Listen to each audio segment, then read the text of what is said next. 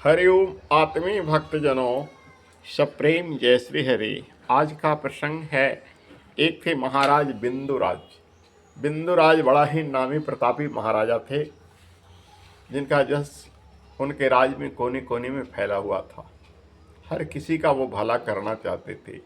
उन्होंने अपने राजमंत्रियों के एक सभा बुलवाई और सभा में विचार बैठक किया कि देखो, संत महात्मा घर त्याग कर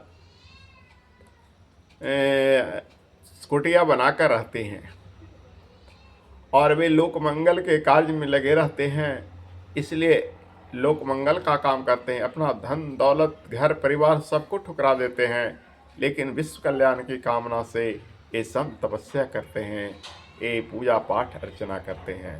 तो ऐसे में राजा का और नागरिक का कर्तव्य होता है कि उनके जीवन निर्वाह के लिए कुछ करना चाहिए।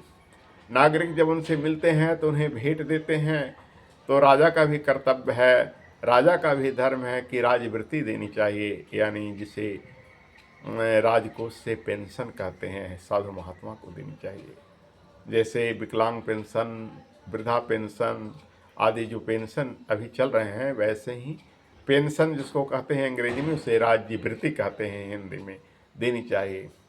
तो बिंदुराज ने निश्चय किया और उन्होंने मंत्रियों से सलाह लेकर 1,00,000 स्वर्ण मुद्रा प्रतिदिन साधु संतों पर खर्च करने के लिए राजकोष से निकालने का फैसला लिया।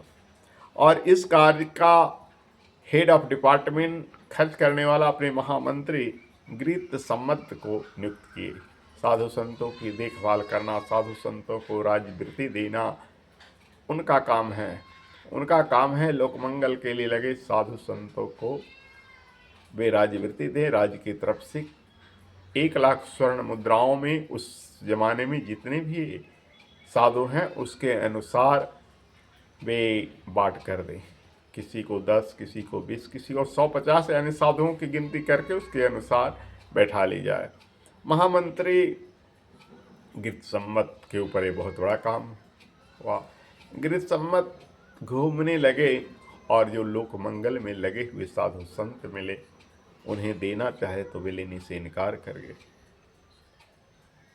वे बोलते थे कि हम तो संत हैं, हम तो त्याग वृत्ति के जीवन जी रहे हैं, हम क्यों राजा से राजवृत्ति लें। अब गृहीत सम्मत किसे दें, और जो लेना चाहते थे वो गृहीत सम्मत के नज़रों में लोक मंगल का कोई काज नहीं करते थे। साधु वेश में थे लेकिन भिखारी का जीवन, माने उनको लेने की जो इच्छा थी वो भिखारी की तरह थे। बड़ा असमंजस की वृत्ति आई इनके पास। इसलिए 3, 4, 5 दिन हो गए, एक भी साधु लोकमंगल वाला उन्हें नहीं मिला, और मिला तो लेने के लिए स्वीकार न किया। इस कारण से वो पैसा पेंडिंग में पड़ा रहा, यानी खर्च नहीं हो पाया। लेकिन राजा के पास जाकर वे सारे पैसा को लौटाने का फैसला लिए। राजा के पास गए और बोलते हैं, महाराज, आपने जो पैसा हमें साधु संतों के ऊपर खर्च करने के लिए दिया, राजवृत्ति के नाम से, पेंशन के नाम से, वो एक भी लेने के लिए तैयार नहीं हुए। महाराज को आश्चर्य हुआ कि हमारे राज्य में इतने बड़े साधु संत, इतने सारे लोग तपस्या कर रहे हैं, जहाँ देखो वहाँ कुटिया, जहाँ देखो वहाँ उन लोग का मिशन, एक भी आदमी नहीं ले रहा है। बड़ा आश्चर्य की बात। तो मंत्री से पूछे कि ऐसा आश्चर्य क्यों। तो उन्होंने कहा, महाराज, जो लेना चाह रहा है वो तो मेरे नज़रों में भिखारी है, और भिखारी को देना, भिक्षावृत्ति को बढ़ाना एक तरह से अपराध ही है। लेकिन जो लेना नहीं चाह रहे हैं वही सच्चे साधु संत हैं, वही अपरिग्रही हैं, जो त्याग की वृत्ति को अपनाकर संत कहलाने योग्य हैं। तो जो त्यागी हैं, जो तपस्वी हैं, जो अपरिग्रही हैं, महाराज वो एक सिक्का भी नहीं लेना चाह रहे हैं, और जो लेना चाह रहे हैं वो तो भिखारी हैं। तो फिर मैं दूँ तो किसे दूँ महाराज। भिखारी को अगर देता हूँ तो ये भिक्षावृत्ति, यानी एक तरह से भिक्षावृत्ति बढ़ाना एक अपराध है महाराज। जो संपन्न व्यक्ति है, जो शरीर से सक्षम व्यक्ति है, उसे भिखारी बनाना भी तो अपराध है महाराज।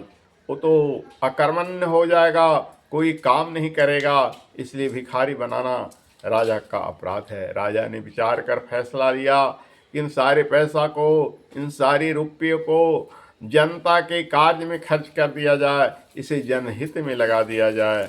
हरिओम तत्सत।